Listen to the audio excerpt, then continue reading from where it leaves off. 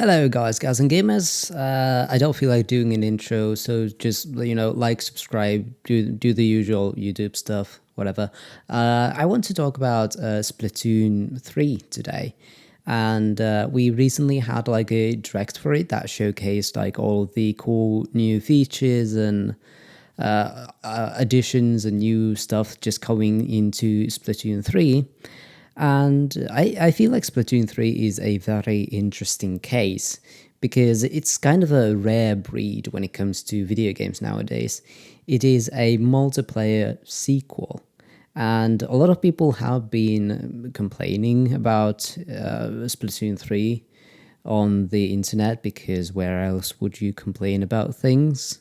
That it doesn't feel like it is enough to warrant like a sequel, and that's what I want to talk about. And of course there are a lot of people who are of course like excited for it, me included. I used to be in the other camp, but I'm convinced by the new direct and all of the new stuff coming into the game that it is enough. But I want to talk about those who don't feel like that, why they feel like that, and what could possibly be done about it. But yeah, I think it should be interesting to start off the discussion with like, why is this happening? What makes people feel like it is not enough? And I think there are two basic things here. And the first of these is, like I said, it is kind of a rare thing to see a multiplayer sequel nowadays. It doesn't happen that much. Many of the games, like if you go play Apex Legends, you can't just go buy it at a store. It's usually like free to play. If you like buy a store, it's like some sort of a special edition. It's not like the game that you go and buy for $60. And those kind of multiplayer games are often like free to play live services, which Splatoon is live service too. It will get more updates later on. But usually people think about those games as like some evergreen titles. You only get them once and then they keep updating them, and then they like magically stay relevant for a few years, maybe 5 years, maybe as long as the game's popular. They just like update that one game. And that is certainly true for like a lot of games nowadays. Even like games that used to be paid are now like free to play live service games. Like Fall Guys recently turned free to play, and then Rocket League is also one. So people are just not like, they just don't buy sequels for multiplayer games anymore. Of course, the exception being Nintendo, who is very traditional with how they release games. They are $60, a lot of sequels, a lot of remakes, still $60. They value that kind of stuff. And hey, it works for them, so who am I to judge? They still make a lot of money with the traditionalistic view on how to release video games. The other thing that I think has people just talking about this a lot is that this kind of topic happened, or this kind of discussion happened also when Splatoon 2 came out, because it was only a few years after Splatoon 1. But the excuse kind of there was like, okay, hey, this is for a new console. A new audience is gonna be able to enjoy Splatoon. So it was kind of fine back then, but people were still a bit like, should I get this? I don't know. I played Splatoon 1, and this doesn't seem that much new. Of course, like, they were wrong, and we haven't played Splatoon 3 yet, so it could feel vastly different with the few new additions they have made. That's also another thing. And with Splatoon 3, this like argument like it's for a new console, it doesn't hold up anymore, because Splatoon 2 was also for the Switch. It was 5 years ago. So maybe people haven't had like enough time to want Splatoon to come up again, and it's still for like the same console, so people are a bit like, maybe not. I still have Splatoon 2 on the same console, so I need a bit more to get me like really hyped for a new Splatoon game, because I have a really good one already over here. So I think those are like the main things that people have been talking about. So what do usually like multiplayer sequels do? We don't get much of them, but we still get some of them every now and then. And I think like what number one thing is just add on a lot of stuff. A lot of stuff needs to be added just to say like, okay, this is more than just like a major DLC expansion to a game. There's going to be new characters, new maps, new features, blah blah blah, new modes, a lot of that all at once. So when you get the game for the first time, there is enough stuff to do, enough new things to explore, so it just doesn't go to the same old gameplay that you're already used to. And this is kind of where Splatoon 3 I feel like falls a bit short. There's some new stuff, sure, new features, but the core of Splatoon is basically like the multiplayer battles. And while those have like a few new mechanics, new maps, new weapons, the core feels the same. There is no new like multiplayer modes, for example. We have Salmon Run, which should stay as it is, because Salmon Run is perfect. The basic turf wars that you go into online, they are just kind of regular. And the ranked battles, or the anarchy battles now called, all of the modes are the same. There's no like new ones in there, none at all.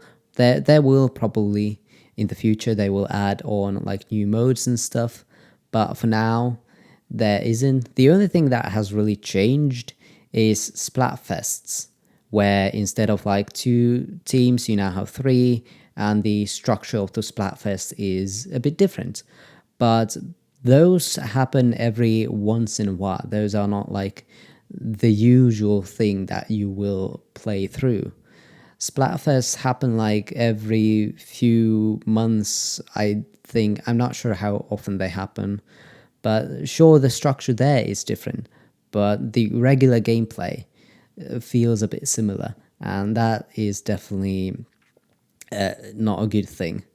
And second thing that a multiplayer game can do to really warrant like a sequel is just change the setting and the feel of the game.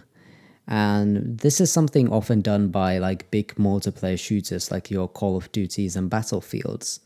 Like they have one game set in like World War One, and have mechanics related to those planes and I don't know, bombs and guns that remind you of World War One. I'm not a big shooter person, so I can't really like go into the details or know the terminology here. But then the next game could be like a bit more in the future, have like more sci-fi weapons and laser guns instead of like bullets, have like drones helping you and those kind of things, robot dogs that attack you. And then the next game would be like set in like modern day environment. So there you can definitely see like these games feel different, they look different, they might have like the same mechanics, but they are like, the dressing is different. For one game, it's all about like the past being a bit historically accurate here, but the next one is like you have a jetpack and you fire like laser weapons, and then it's like modern day. There's like visibly completely different when you are playing them. And that is something Splatoon games are a bit missing. I'm not saying it's a bad thing that it's missing. I love the culture of Splatoon. I love the world of Splatoon. I like the art style. But they do look very similar, especially if you just take a glance at them, look at the trailer. They do look like, it looks like Splatoon. And Splatoon is all like set in the same city, same time period. So if you did a Splatoon in the past, that might change things a bit. Splatoon in the future could also be something interesting to see. And Splatoon in kind of a different country would also be fun to see. Like, what kind of a culture do the Inklings have in a Splatoon country based in like the Americas or Europe or even Africa? That would be like really interesting to see because, Splatoon 1, 2, and now 3 are all set in like Inkopolis, which is based on like Japan, Tokyo, I think. So it would be interesting to see like different Inkling cultures, and that could like separate things.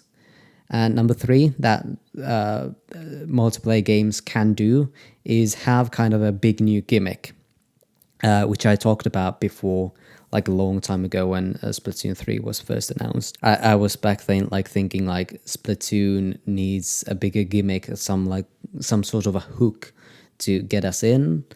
I still kind of stand by that. I would still like to see like something bigger, something like innovative added onto Splatoon that really makes a difference from Splatoon 1 and 2. Didn't happen, but I'm still happy with the game. But this is something I feel like Nintendo sometimes does, especially with like Mario Kart.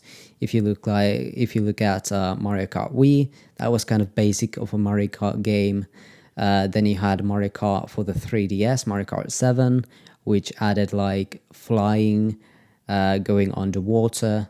Those were the big new things. Also, customization of your vehicles, which was cool. And then Mario Kart 8 came around, and that was all like, okay, what about anti-gravity? That's cool. Let's do that.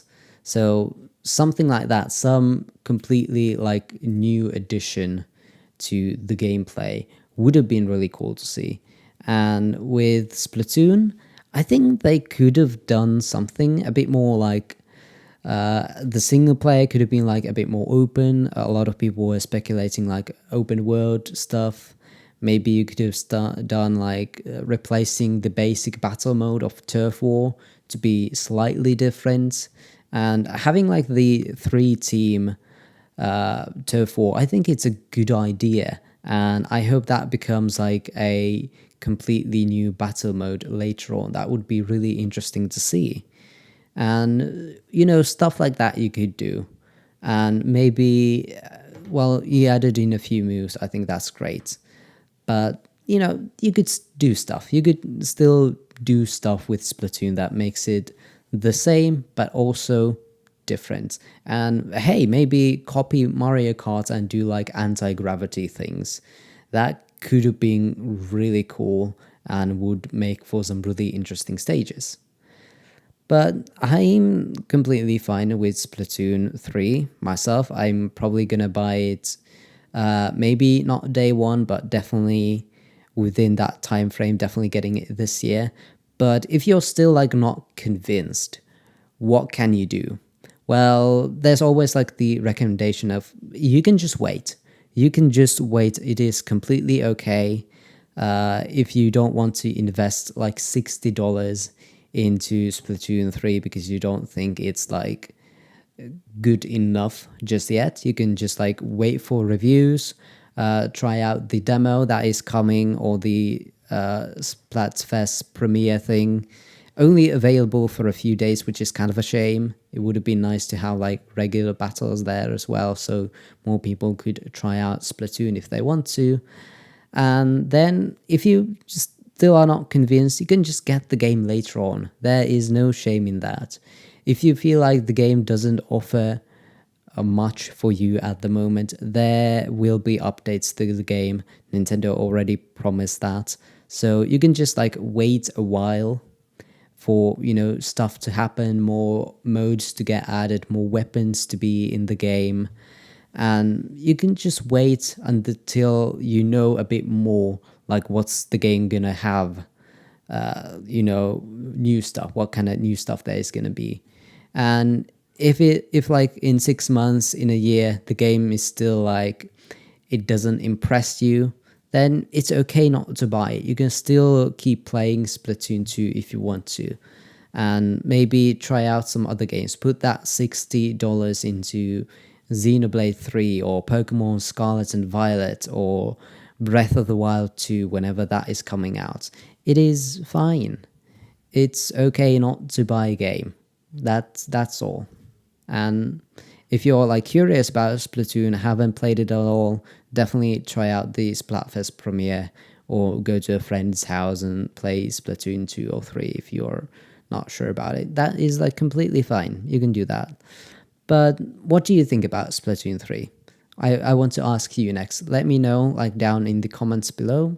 I will be sure to answer you at some point, hopefully within the day, if I don't get like too many comments.